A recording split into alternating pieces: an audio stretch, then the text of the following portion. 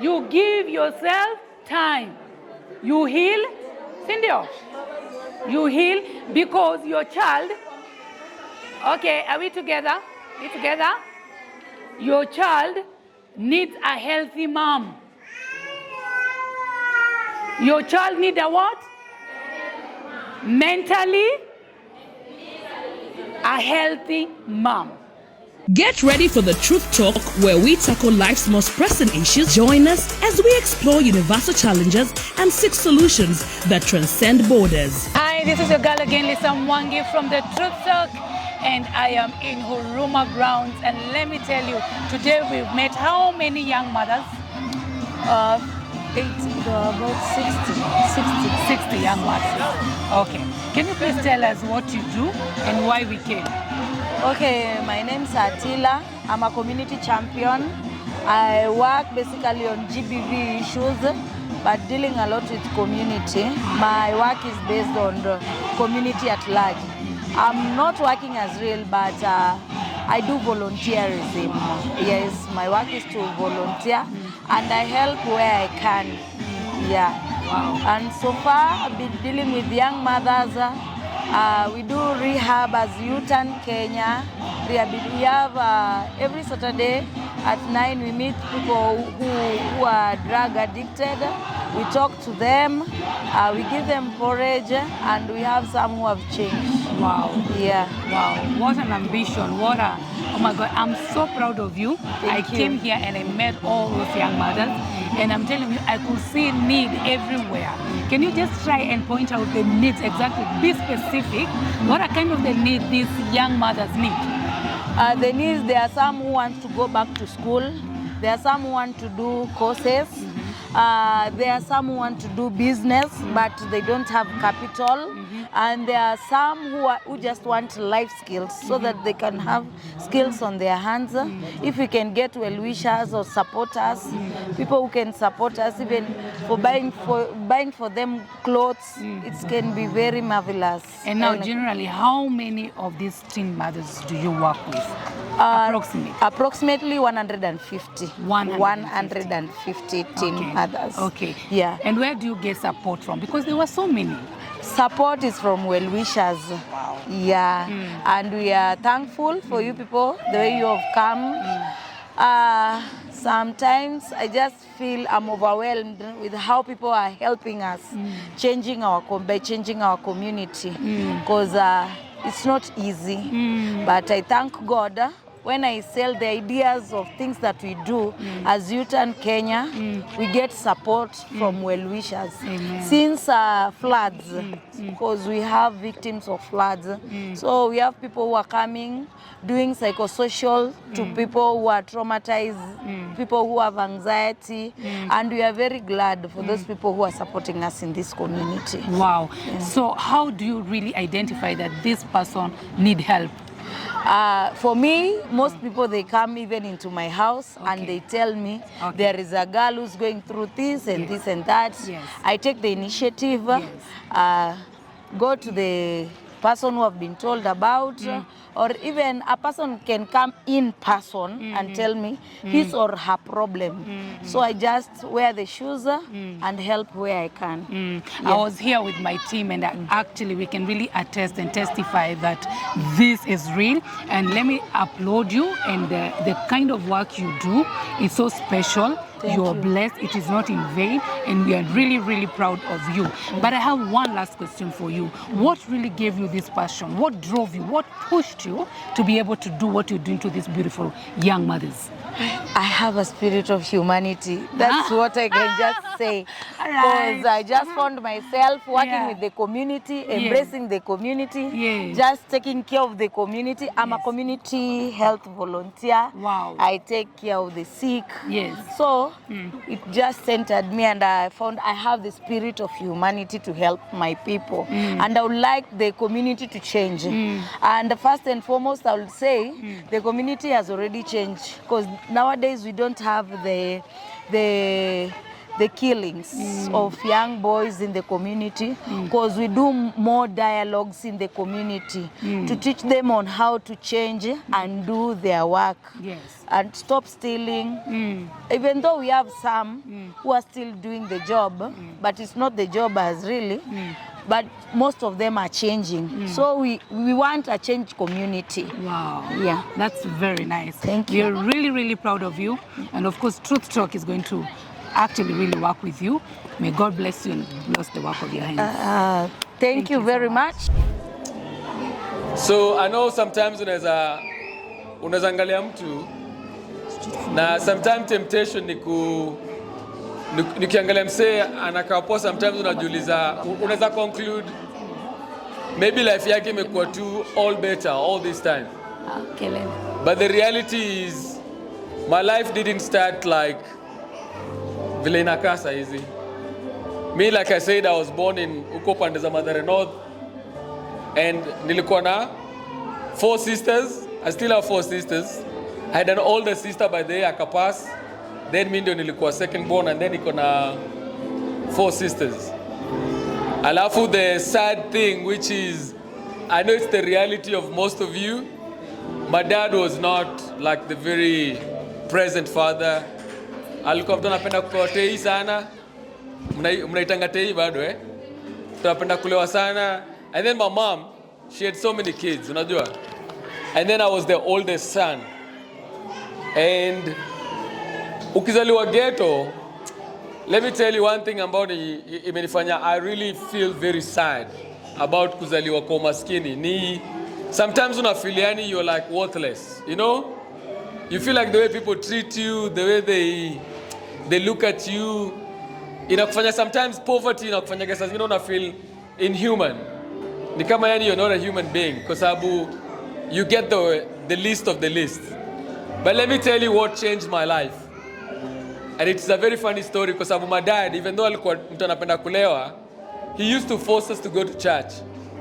By the way, Sunday ungepata kiboko kama ungeenda church.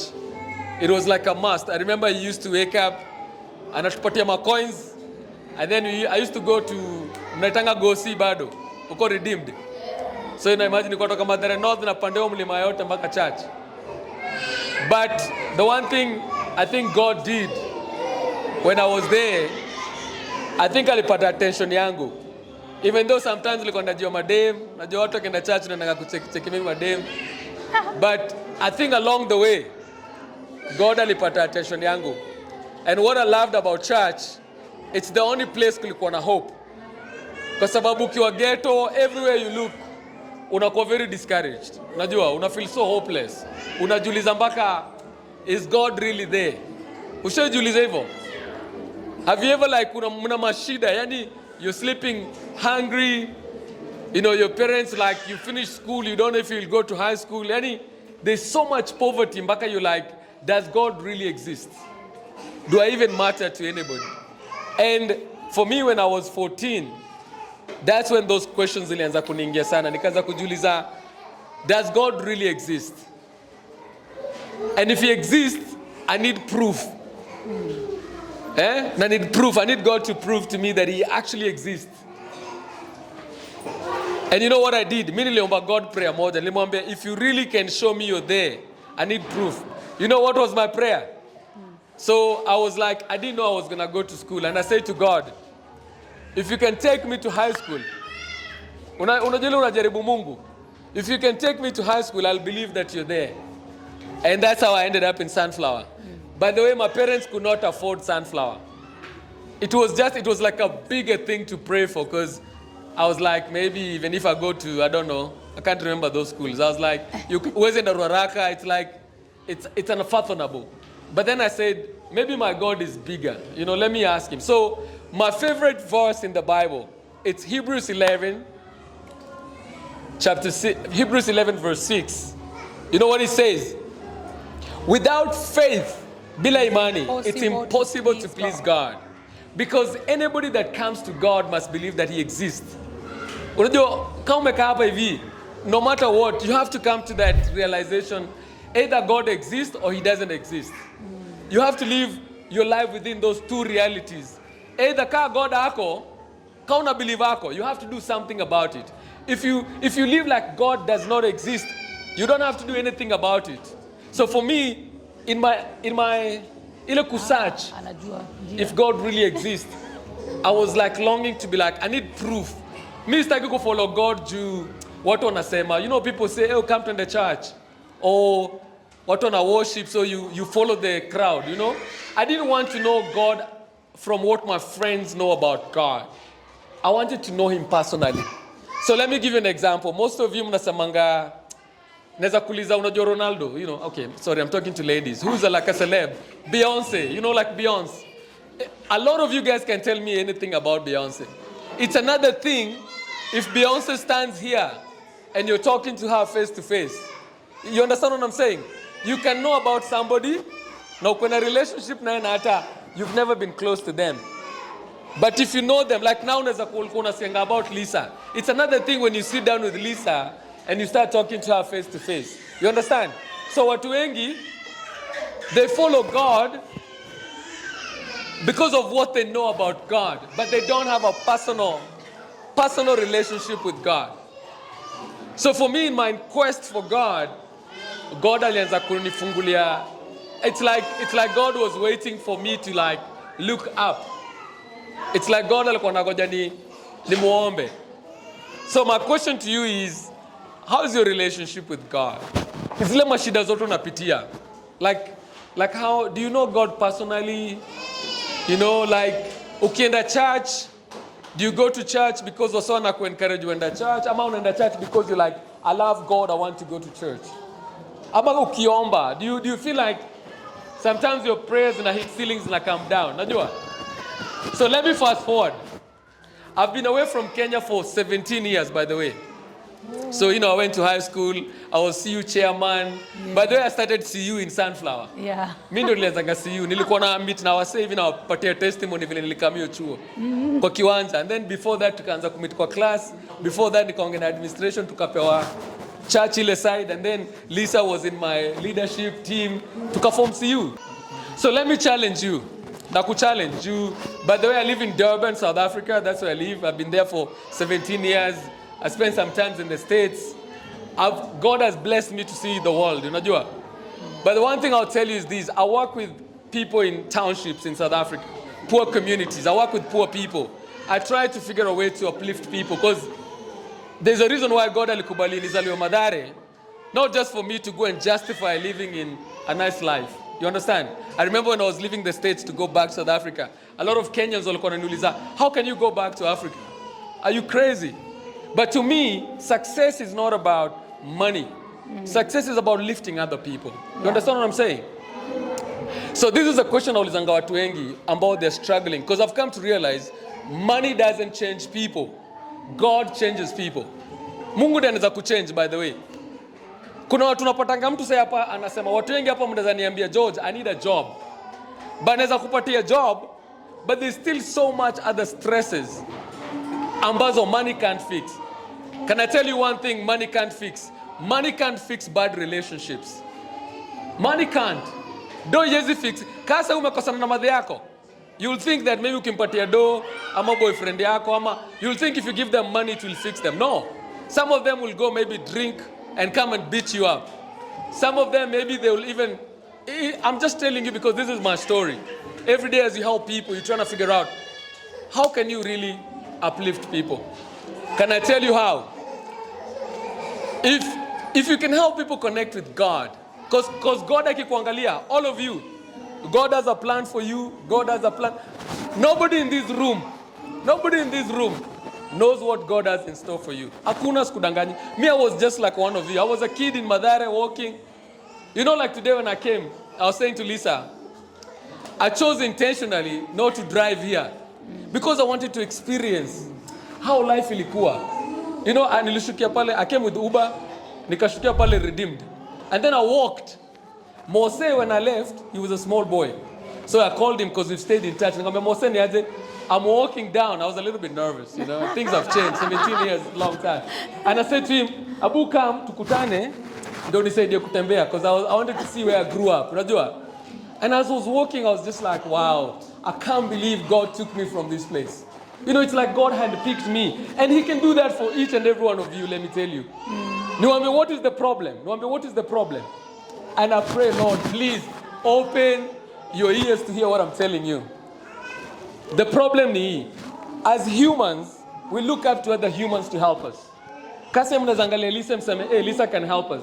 I'm telling you, she can't. Even Bill Gates, if she comes in with a lot of money, she can build all. We have seen people who wametengeneza mahao, they've been given everything, and there's still problems. You understand what I'm trying to say?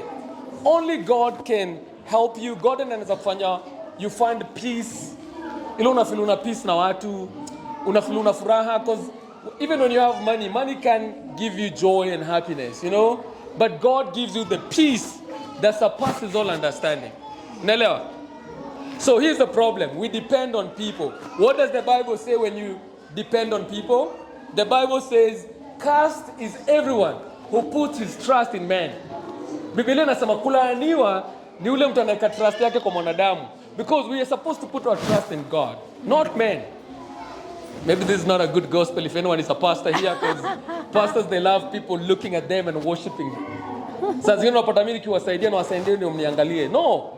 You're supposed to see God through me, not me. You're supposed to see God. I had a sermon at church. I went and wrote down that. Kwa keja yangu ilikuwa ya mabati, nikaibandika hapo hivyo. And I used to pray looking at that, naambia God, this is my vision. This is my vision. Nikaeka hapo hivyo. Na God anasema, though it will tarry, though it might take longer, it will come to pass. So for me, what I want to say to you, Saiz, you don't know why God is allowing you to go through that. So let me tell you a funny story. I was in Denver, Colorado. I went to Denver First Church. It's a Nazarene church. And I was just sharing my testimony. Nilikuwa tunashare testimony.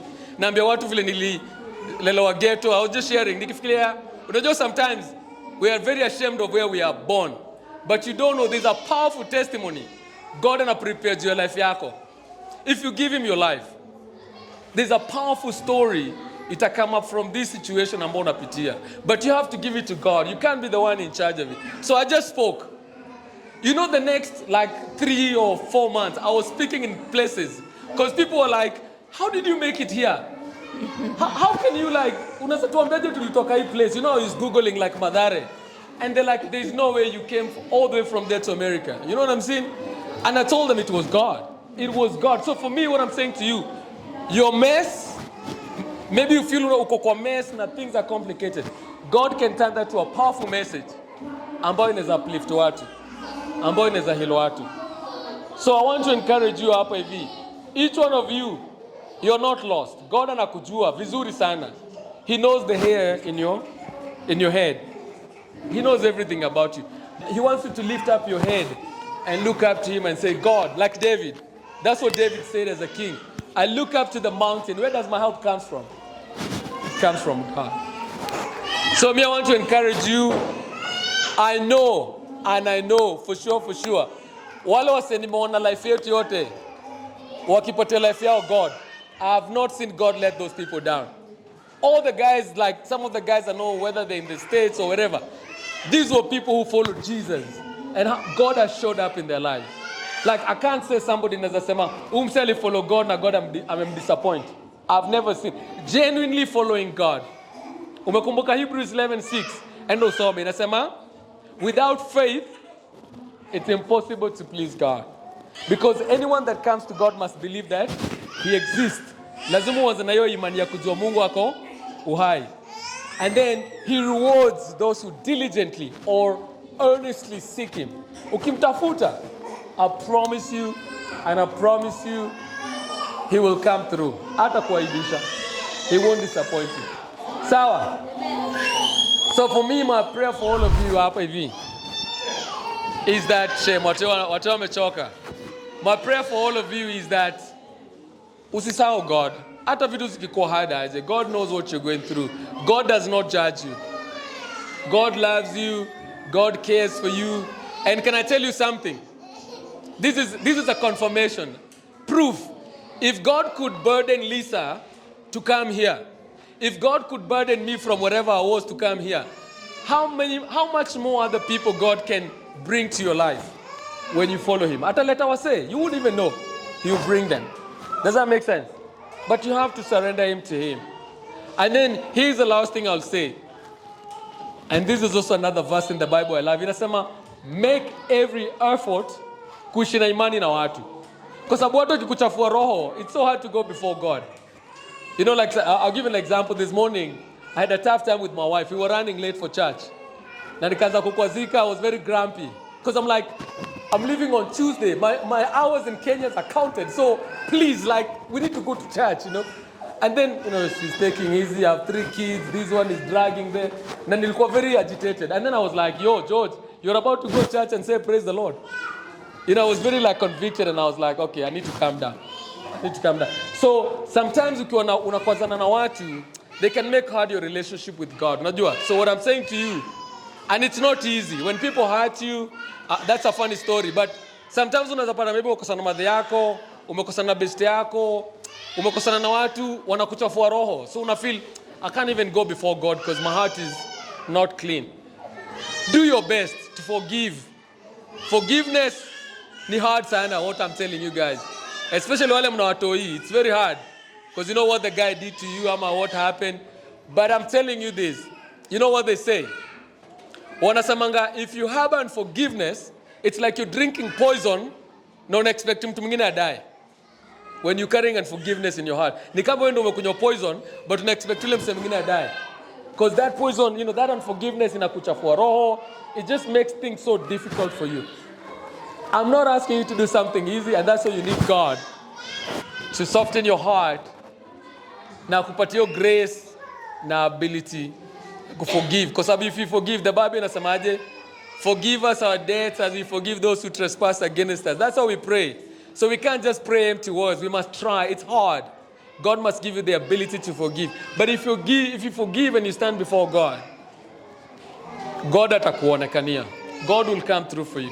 I promise you, I've not seen him disappoint people. So please, do your best. It's hard. It's not easy. I hope we'll stay in touch. You know, by the way, I didn't tell you what I do. So in South Africa, by the way, I run an NGO. Okay, I just launched this year because I've been working for 13 years for another organization. So this year I had the courage to start my own organization. But what I do, funny enough, I work with boys.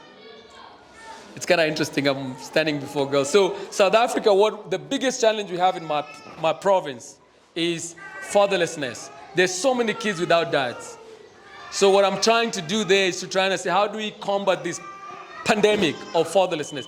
80%. Imagine the whole of Nairobi, 80% of kids not having fathers. That's a big problem. So what I do is, we come alongside and then we use sports as a way to draw boys. You know, boys love soccer. And then I have coaches ambao we pay them to play the father figure role. So they act as social fathers. So they're there for school meetings, they're there for mentorship, they work with single moms and working alongside them and supporting them. And then I have another program for men, for dads. Because if you have not been fathered, it's very hard for you to father. So we teach them about being fathers. How can they be better fathers?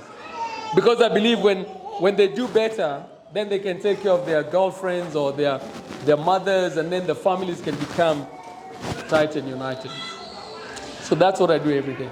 So, but I want to encourage you, in everything that I've done in my life, the best thing you can do is to have a good relationship with God. Because God ana plan ya kila moja wenyu hapa hivi. Sawa? So God bless you and thanks for making time for me. I hope, God willing, we can have another chance to talk or we can stay in touch and somehow see how we can support each other. Sawa? God bless you. Thank you so much.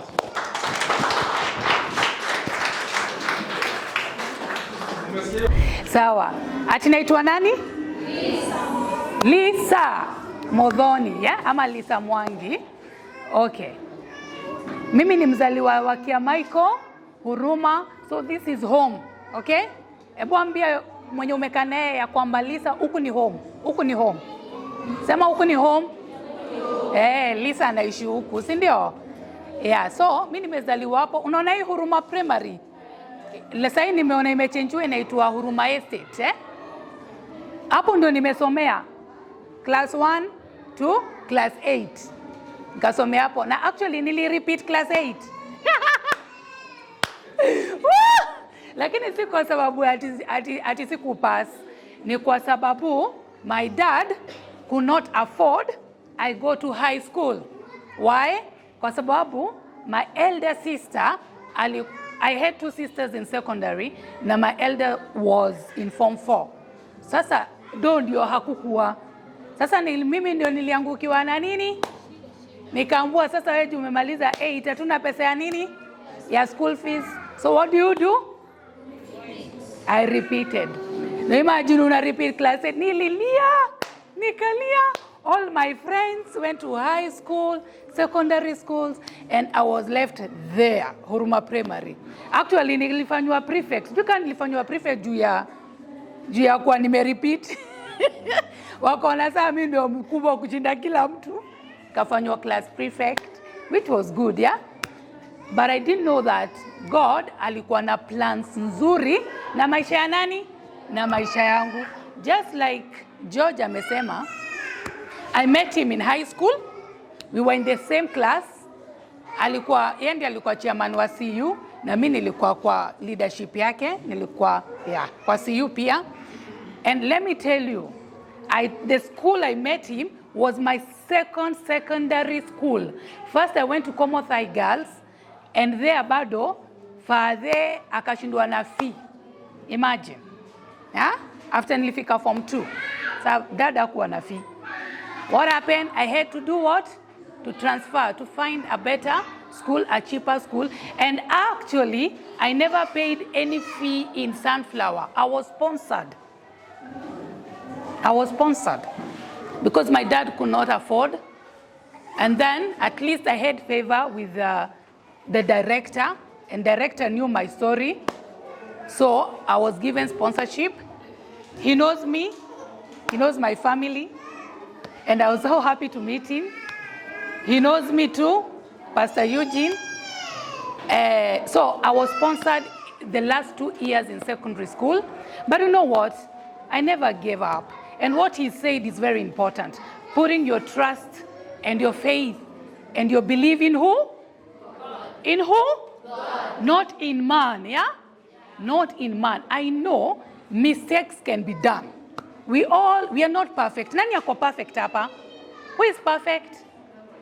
Nobody is perfect. Sindio? I'm also not perfect. We all make mistakes. We can all find ourselves in situations where we did not count, yeah? Where we did not even thought that we'll find ourselves. So I know, hata ukijipata kwa hiyo mistake, that is not the end of the world. Hebu sema hivyo, that's not the end. If you find yourself in a mistake, it is done. What do you do when you find yourself in a mistake? Do you stay there? What do you do? I'm happy I'm talking to girls because you're all beautiful people. You know, what do? You wake up, you unaoga, unangara, you shake up yourself, and you walk, yeah? And you become a new creature. Sindio? Yani usikae pale, hata ukianguka ama ukimake mistake, usikae pale. That mistake that was done, it was done. And what do you do best? What you do best is to forgive yourself. Hebu sema hivyo, you forgive yourself. Because if you're not able to forgive yourself, you'll not be able to go to the next step. And you know there are steps for healing, there are steps that will get you where you want to be in the future. But the first thing is to forgive yourself. Unajiforgive, unasema, okay, this is a mistake that I did, but I'm not gonna stay here. No, I'm not gonna stay here. I'm going to rise up again. I'm going to believe in myself again. I'm going to walk again. I'm going to find work again. Sasa wale watu umia ni wale watu wanaanguka and they remain where they are. But sisi tuta remain pale? Hapana, let's refuse. We are ladies, we are wonderfully and beautifully made. Sindio? Hakuna kukaa pale, unaamka na unasema enough is enough, I'm getting good, ninaoga tena, Actually, if it's something you need to do is to buy soaps, you buy makeups. But hey, I think that's what we need to invest in. We invest in makeup, you know, invest in clothes, invest in good things, and then you look good. You love, after you forgive yourself, then you love yourself. How do you love yourself? Nani anaweza nijibu hiyo? How do you love yourself? Utajipenda aje? Nani anajua? Utajipenda aje? Ukiamua leo mimi Wamboi ninajipenda. Sasa utajipenda aje? Nani anajua? What can you do to show yourself that you love yourself? Sema na sauti. Unajipeleka out? Nice. Mwingine? What do you do? What do you do? You love yourself. First of all, you have refused to stay in the same situation where you are. You have forgiven yourself. Now you are loving yourself. Yeah? You love yourself. Because usipojipenda, because I believe all of us are young mothers, yeah? Sindio? Usipojipenda, you are not able to love that kid. Let me just tell you the truth.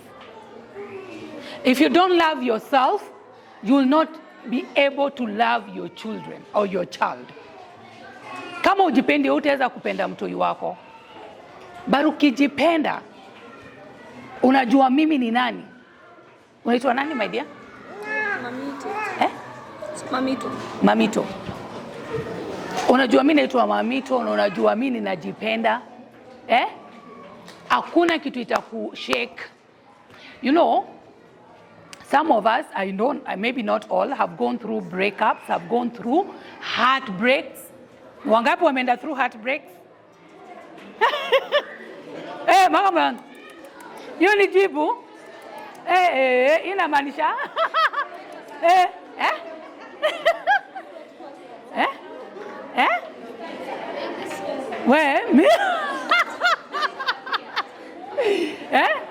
Mumeenda through heartbreaks? Mom. Hebu mtu mmoja tu aniambie ali overcome your heartbreak. Please, one person. One person. Be bold. Be bold. Come. Simama niambie. Okay, let's keep quiet. Let's listen to her. Shh. Okay, shh. Let's listen to her. This is very important. Let's listen to her. Okay? Mimi niliovakamna. Nililia na nikarudi soko. Actually? Unalia alafu narudi soko.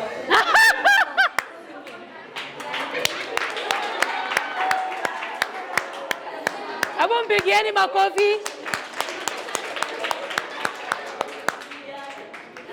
Unalia? Do you know kulia is part of healing? Do you know that? That is part of healing. So you should not usijikaze atunasema mimi siwezi lia. Okay, usilie mbele yake. Lakini ukienda kwa unalia, that is part of healing, yeah? That is part of healing. And kurudi soko, hiyo ni kujipenda, ni kuoga, ni kung'ara. But I have something to say about kurudi soko. Usirudi haraka. Hebu ambia jirani yako usirudi soko haraka.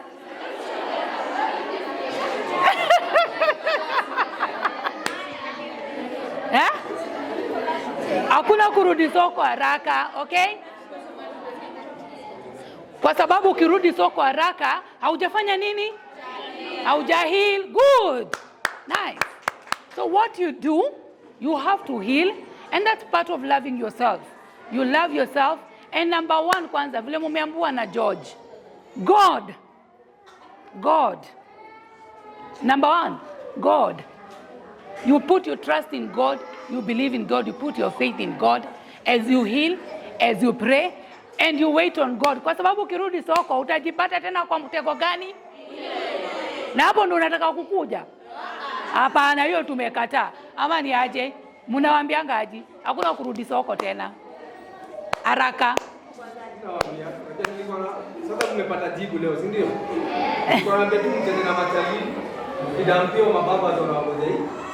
Lakini sasa mumeambiwa hakuna kurudi. Soko la tena. Kurudi ndio mtarudi, lakini sio haraka. You give yourself time. You heal, si ndio? You heal because your child, okay, are we together? We together? Your child needs a healthy mom. Your child needs a what? Mentally, a healthy mom. Ndio maana nimekuambia usipojipenda, hautaweza kupenda katoi kapoa kama hakaki. Hautaweza. Usipojipenda huwezi penda mtoi kama huyu. Haki. Itakuwa ngumu na itakuwa ngumu kabisa. Saseni. Asante sana Kim. Dakika 10 ni mob. Kama vile mmesikia naitwa Eugene na nimeokoka, Kristo ni Bwana. Sijui nianzie wapi. So hivyo ndivyo tukatoka Urush, tukaingia Bangu, kakuwa na grow ya Kariobangi. Mimi nimesomea hapa Salama. Mtaa yangu ya kushinda ilikuwa hapa K. Kila weekend, at least most of the weekends, mimi wakishaga lazima nitafute time niingie kia Michael. Ni kwa sababu hii mtaa yenyewe tunaishi almost is like ni recipe ya failure.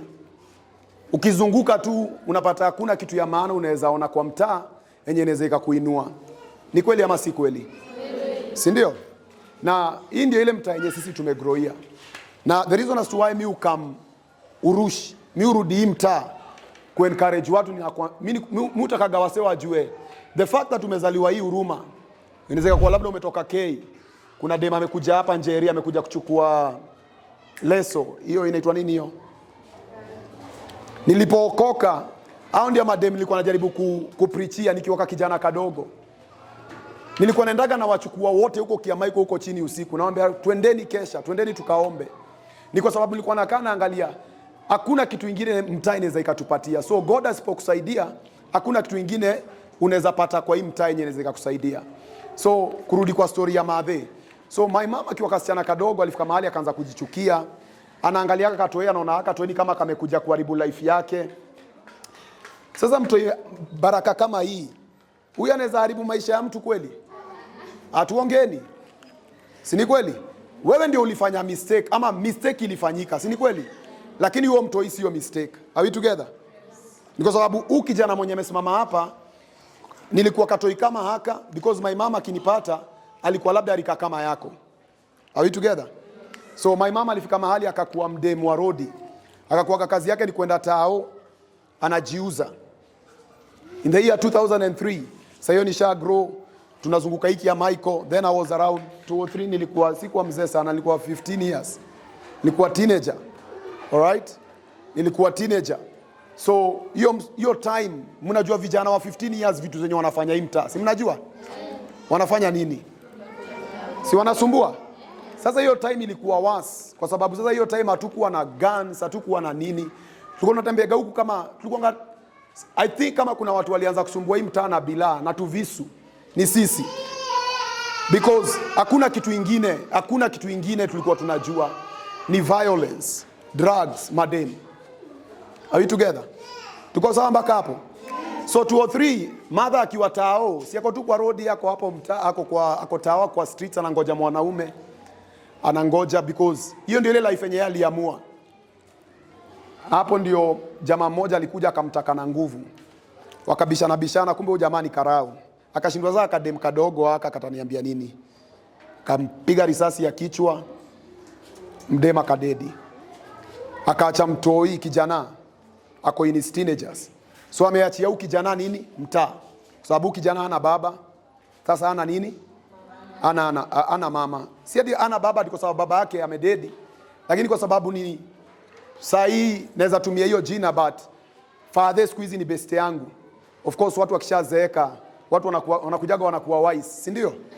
So si wote tulizeeka tukakuwa wise. But hiyo time alikuwa he was a deadbeat father. So nimebaki kwa hii mtaa, ni mimi nitafute venye nda survive. And so hapo ndio journey ya growth ikaanza. So ni ukai mtaa, ukai late, utafute tu venye unaweza. Zile vitu zenye mnaonaga kwa hii mtaa mtu anaweza fanya, ajaribu. Kutoka rounda mpaka hapa Seventh Day Adventist, si ndio tulikuwa tunakulaga hiyo garbage. Kabla hii group yenye ilikuja sasa, yenye wanachukua saa hii, walichukua kutoka kwetu. So kama ni garbage nimekula mtaa. Alright? Kuna mkapa saa 9 ya asubuhi, nakuja kupeana mapepa, tuchukue takataka nini, security ya mtaa. But until wakati God aliniokoa, na kumkaga siku moja tu nimekaa, niko well wishers wamekaa, ukijana ni bright, asikae mtaa. So mimi nimesoma na well wishers na basari. Nimesomea Ruaraka, nimesomea huko Kariobangi South. Hiyo 206 nikaenda Kariobangi South huko Ngondo. Mnajua Ngondo? Nimeenda Kariobangi South. Hiyo time haiko imejengwa kama saa hiyo 206.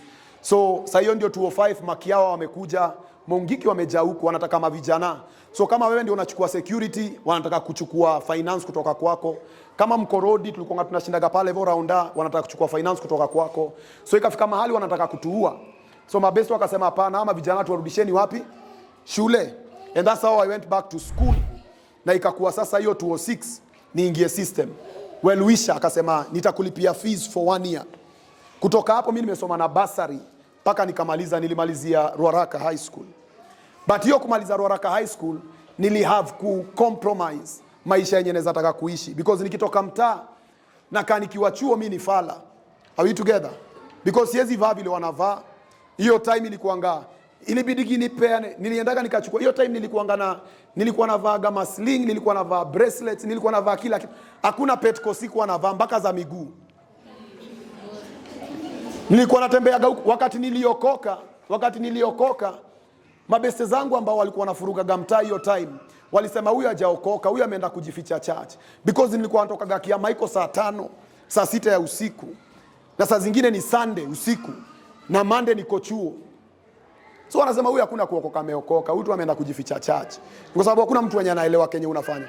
Lakini kwa nini nakaa nje? Nakaa nje kwa sababu ile place nimepewa home, mali nimepewa nikae ni kwa auntie yangu.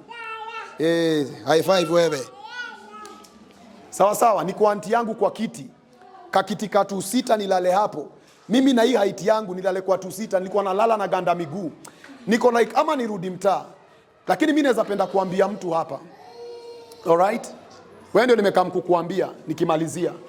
Mtoi aujui atakuwa nani kesho kuja. Wewe. Mama ya huyu ako wapi?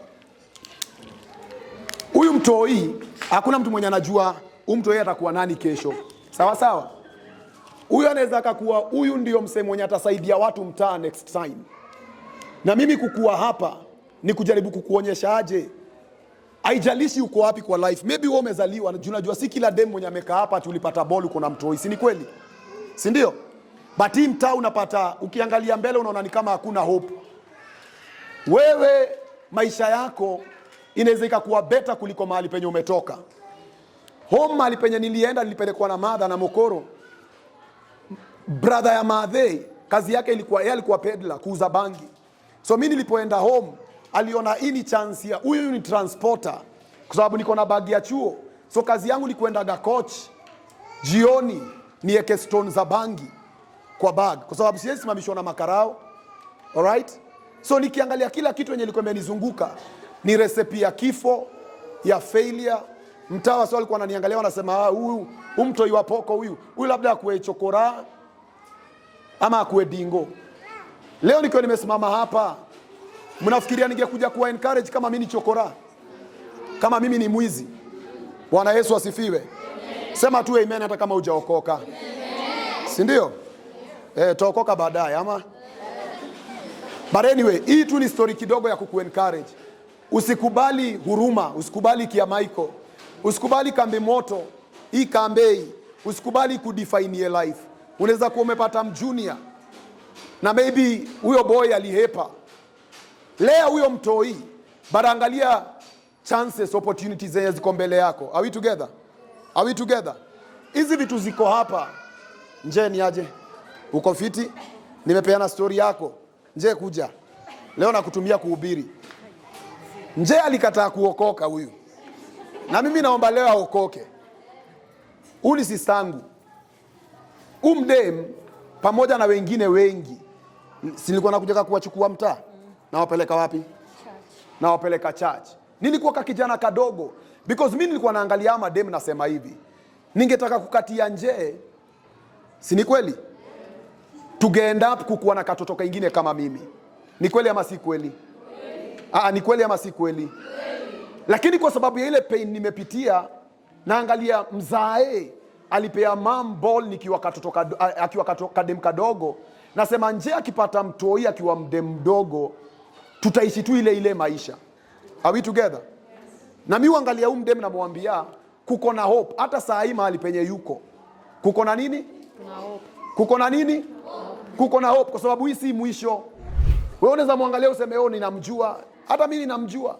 Unaweza niangalia useme wewe unanijua, hata mimi najijua. Tumetoka mahali si pafiti. Are we together? Tumetoka mahali si pafiti. Na ndio kwa maana leo beyond hizi pampas za watoi, beyond whatever utapewa, hii itaisha. But hii word ninakuambia leo haitawaisha. Are we together? 10 years from now, 20 years from now, hii word haitawaisha. Wewe amua kujenga life yako. Unaweza kwa mahali penye huko uli make mistake. Ni nani anakaga kwa mistake yake? Mimi nilifika mahali nikasema sivuti bangi tena. Nilifika mahali nikasema sita destroy life yangu tena. Especially wakati Maadhe alipass. Nje unaweza keti. Wakati Mokoro alipass, nikasema huyu kama ndiye alikuwa anafanya nijichukie, maisha yake si imeisha. Si mimi yangu lazima iendelee. Hata wewe life yako lazima iendelee. Huyo mtoi mwenye unalea leo, wale wa madha wenye wako hapa, huyo mtoi unalea leo, in the next few years hata kuwa part ya life yako, hata kuwa na maisha yake independent.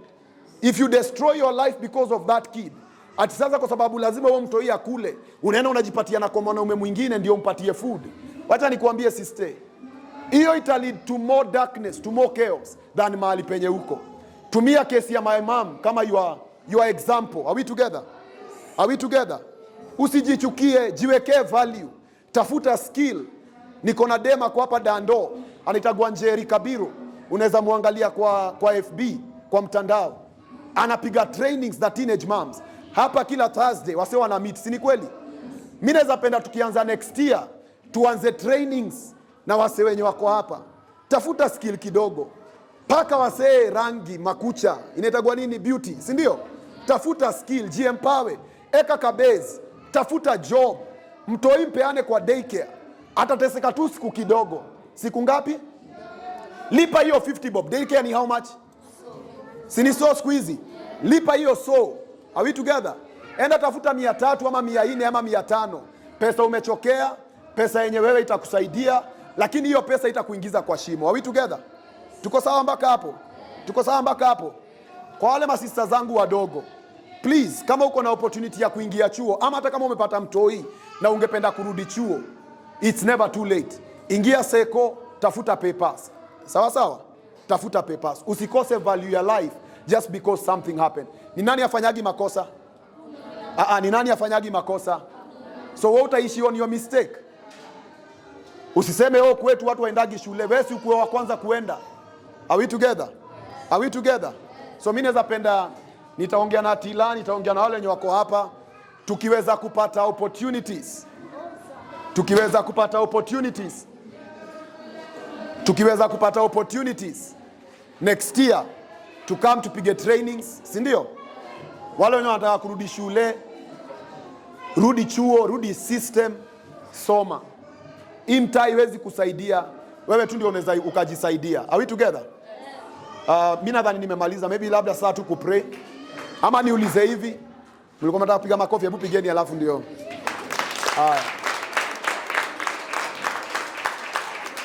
Hakuna kitu kingine inaweza badilisha maisha ya msee isipokuwa God. Itakuwa noma sana nikimalizia hii program hapo. Kama uko hapa na ungependa kuokoka, unaweza tuona hata after hii. Si ni sawa? Are we together? Kama uko hapa na ungependa kuokoka, unaweza tuona hata after hii. Na kama ungependa kuokoka saa hii, na feel kusema unaweza inua mkono. Lakini sasa ni madem kwa madem mwanga mnaogopana. Mwanga mna ati mnablashiana. Okay. So kama ungependa kuokoka, unaweza tuona after hii. Tutapray na wewe. Na mimi naamini ya kwamba life yako inaweza change. Sema life yangu inaweza change. Sema life yangu inaweza change. George ametubongesha, Lisa ametuongelesha, mimi nimebonga, but zaidi ya badilika ni kuleta life yako kwa God. Are we together? Yes. Ni kuleta life yako kwa God. Ni kuleta life yako kwa God. Mimi naweza penda tukikutana next time ukuwe better than venye uko saa hii, na mimi naamini hiyo ndio portion yako. Si mnaweza simama tu to pray. Get ready for the Truth Talk, where we tackle life's most pressing issues. Join us as we explore universal challenges and seek solutions that transcend borders. Our special guests share their expertise and insights to empower communities worldwide. Stay tuned for thought-provoking conversations that can make a difference in your life, no matter